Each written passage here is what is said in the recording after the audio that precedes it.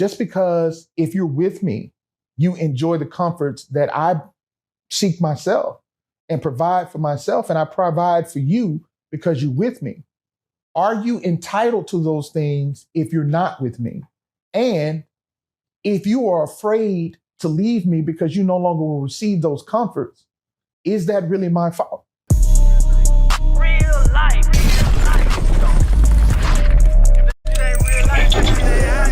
It ain't real life.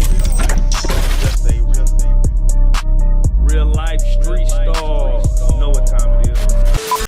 So the judge, I believe on Thursday, pulled the prosecution on a sidebar to kind of ask them, like, they're not seeing anything of coercion. They're not laying down their case to show coercion and getting to this thing. So for the judge to pull, again, I always thought a judge is just to ride it out. But for a judge to want to have more control over this thing, to say, hey, it's been 2 weeks and I'm not seeing the case that you guys are presenting, the coercion part of this. Is that normal for a judge to ask, like, you know, because that it may be part of their strategy to lead up to that. Is it right for a judge to kind of say, hurry up and get to it? I need to see it within the first couple of days versus, you know, waiting to let the prosecution present their whole case. And it could be a situation, yes, it is. A judge can come in and say, hey, look, where are we going with this? Because if you guys have 4 weeks to put on your case and they have 4 weeks to put on your case and you're halfway through and we haven't really gotten to anything other than Miss Ventura and her relationship, and I'm really not seeing this. A directed verdict could very well come as soon as you close your case because you haven't really proven all of the elements of your case, everything that you said you were going to do. And so, you know, I watch, like many of us, we watch the trial and we watch several things that are going on with the trial. There are some who believe that the fact that he beat her, the fact that he paid for her apartment, paid for cars, provided gifts. And so I thought about that. And so on the prosecution side, that's what I'm showing to show that. I'm showing that to show that that's the element that we needed to show sex trafficking, that I was taking this woman across the country and bringing people in to have sex with her. And so even though I wasn't physically having sex with her myself, it was for sexual gratification, and that I was basically putting money out there and forcing her and threatening her to make sure that she did this. Now, on the defense side, and I'm going to throw this out there to the viewers, because I heard the comments about, well, he was paying for her apartment and that's why she did this. As a man, if a woman was fixing my breakfast every morning, fixing my lunch, washing my clothes, and the only time I ate is when she cooked my food, and she left me or cheated on me, do I have a right to go back and say, hey, look, you got to continue to cook for me and you got to continue to take care of me and do these things for me because you made sure I ate? And so I thought about that in this context, in the sense that just because if you're with me, you enjoy the comforts that I seek myself and provide for myself, and I provide for you because you're with me. Are you entitled to those things if you're not with me? And if you are afraid to leave me because you no longer will receive those comforts, is that really my fault?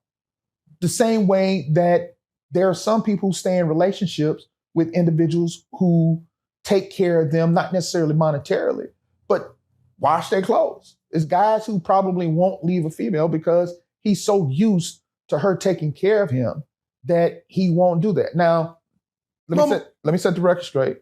I do all the cooking and no one has washed my clothes but my mom, and she stopped doing that when I was 10. So I don't have anyone wash my clothes, and I do all the cooking in my house. There you go. There you go. You take it to the dry cleaner? Yeah. No, I wash my clothes and I take it to the dry cleaner. I mean, I can't wash this. Yeah. So, That's what I was going to say. Like, you can't wash that. What you be cooking? What's your go-to? Dude, I can pretty much cook anything. Alfredo? I mean, I make homemade marinara. Oh, okay, yeah, you got it. Like, I make you whipping it up. I make Chinese food. What about the lamb chop? You know what? I'm not a big lamb eater. So no, I mean, right. And I don't, watch this. I don't like sweets. So I don't bake. I can't. Yeah, don't come here and say you baking cakes, bro. Don't No, I don't bake. But my son, dude can bake without a recipe. And he cold with it. They teaching kids everything in school now. So anyway, let me ask you, because this is where Diddy, this is when you hear the Cassie case, I think the next strongest witness they pulled forward was Kid Cudi. Now, this Kid Cudi thing, well, first let me address this. Kanye West just tweeted. He's like, dang, Kid Cudi, I hate they got you to testify against Diddy. Like, we shouldn't testify against each other into the white man system. And again, I might want to make it about race, but this is Kanye. This is Kanye West thinking that, like, why are you playing into the system of their hands when you don't testify against your brother, bro? I mean, but a car did get blown up. So, first of all, what is your take on Kid Cudi testifying? We don't know why he was there. I mean, if he received a subpoena, he has to show up. Plain and simple. But can you plead the fifth? Or what happens if you don't show up? You will have law enforcement find you wherever you are, and they will bring you and put you in a detention center until it's time for you to testify. Right. Wait. So what if I just refuse to speak? Like, I'm not saying shit, man. You got to go on the stand.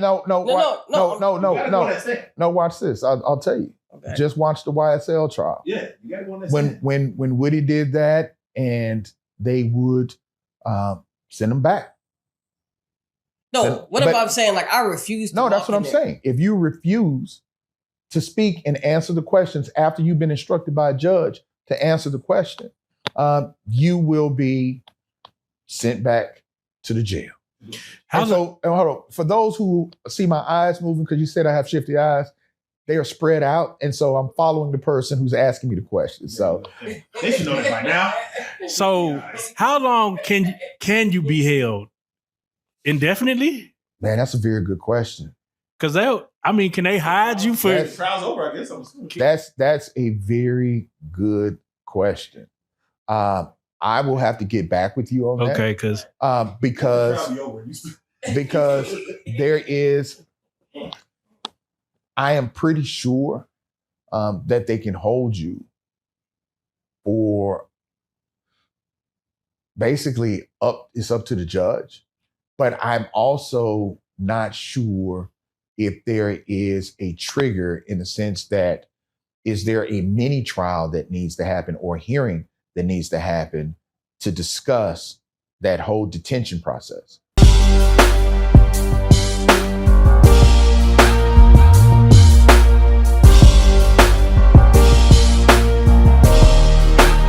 Shout out RealLyfe Street Starz, nigga.